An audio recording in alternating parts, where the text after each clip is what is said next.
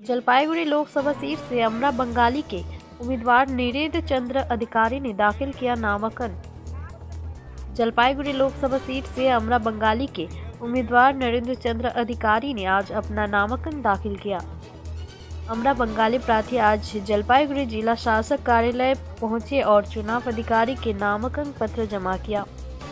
आराम बंगाली जलपाईगुड़ी लोकसभा सीट से सांसद उम्मीदवार नरेंद्र चंद्र अधिकारी ने कहा कि उत्तर बंगाल के साथ जलपाईगुड़ी में बेरोजगारी, कृषि समस्या, चाय बागान श्रमिकों की मजदूरी समस्या, शिक्षा, स्वास्थ्य जैसी सभी समस्याएं हैं।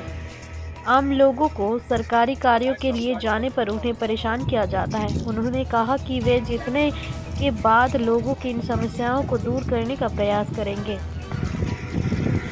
उन्होंने ये भी कहा कि बांग्ला भाषा को पूरी दुनिया में मान्यता मिल गई है, लेकिन हमारे देश में अब तक ये शास्त्रीय भाषा के रूप में प्रभावी नहीं हो पाई है। उन्होंने कहा कि देश में मतदान के अधिकार का प्रयोग करने वाले जिनके पास आधार कार्ड है उनके नागरिकता नहीं छीनी जानी चाहिए। उन्होंने कहा कि वे राज्य और केंद्र सरकार के नीतियों का विरोध करते हैं। কে তো নমিনেশন সাবমিট করতে যাচ্ছেন, কতটা আশাবাদী আর এই আপনি জিতলে কি কি করবেন আর কি কি করা উচিত বলে মনে হয় আপনার? আমি তো অবশ্যই আশাবাদী হব, কারণ বাঙালির সাথে বাংলার সাথে আমরা কথা বলবো, যেটা সর্বভারতীয় স্তরে আমাদের কোনো রকম থাকে না, স্থান থাকে না সেক্ষেত্রে, বুঝলেন তো? আপনারা সাংবাদিক আরও ভালো জানেন ব্যাপারটা। আচ্ছা, আমরা কি করব বলছেন তো? কি দাবি নিয়ে মানুষের কাছে যাবেন? আমরা প্রথমত দাবি হচ্ছে বাংলার যা উন্নয়ন, বিশেষ করে নর্থ বেঙ্গলের কথা বলি। আমি জলপাইগুড়ির যেহেতু মানুষ এবং আমি জলপাইগুড়ি থেকে প্রার্থী হয়েছি, তাহলে সবার আগে আমার যে প্রাধান্য পাবে আমার এই জেলার বেকারত্ব থেকে শুরু করে শিল্প, যেমন প্রচুর কাঁচামাল আছে, কিন্তু এখানে কোনো শিল্প নেই। এখন যেমন শাকসবজি প্রচুর উৎপাদন হয়, তার কোনো বাজার নেই।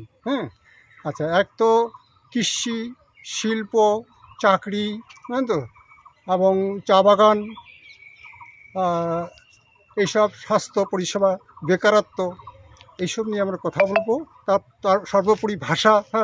দেখুন, সারা ভারতবর্ষের মধ্যে কেন সারা বিশ্বের মধ্যে সবচেয়ে মধুর থেকে মধুরতম ভাষা, যেটা আন্তর্জাতিক লেভেলে স্বীকৃত, অথচ দেখা গেল আমার ভাষা এখনও ভারতবর্ষের মধ্যে সেই ধ্রুপদী ভাষা হিসেবে কিন্তু স্বীকৃতি পায়নি। তো এটার জন্য আমাদের আন্দোলন চলবে। আর দ্বিতীয়ত, আমরা এই যে সামনে যেটা একটা প্রবলেম আপনারা সবাই জানেন, নাগরিকত্বর ব্যাপারটা নিয়ে, সিএ বা আর কি, যেটা এনআরসি, এক্ষেত্রে আমাদের পরিষ্কার বক্তব্য, বাংলা ভাষাভাষী মানুষ বা বাংলার মধ্যে যারা আছেন, যারা ভোট দিচ্ছেন এতদিন ধরে, ভোটার কার্ড যাদের আছে, আধার কার্ড সব কিছু থাকা সত্ত্বেও তাকে যাতে কিছুতেই বেনাগরিক হিসাবে ঘোষণা করা না হয়, এর আমরা একদম পুরোপুরি বিরুদ্ধে। আমরা মনে করি তাদের নতুন করে আর কি বলবো, নাগরিকত্ব পাওয়ার কোনো প্রয়োজন নেই। এটা একটা ভাওতাবাড়ি। আপনার নাম? আমার নাম নীরজ চন্দ্র অধিকারী, আমি আমরা বাঙালির প্রার্থী। Thank you.